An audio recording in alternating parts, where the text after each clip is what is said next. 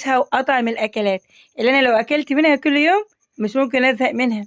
أكلة لذيذة جدا جدا ومش أي حد يعملها، هتدفيكي في برد الشتاء وهترطب عليكي في الصيف.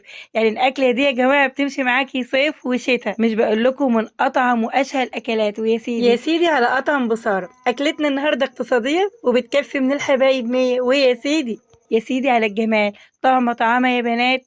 بس زي ما بقول لكم كده مش أي حد يعمل الأكلة دي، أنا بعملها بتركات تركات أم منا، بعملها لذيذة جدا جدا.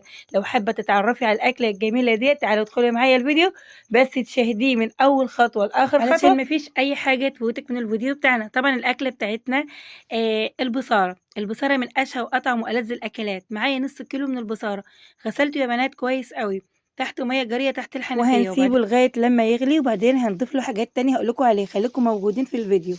وبس كده. دلوقتي بقى هجيب بصل كده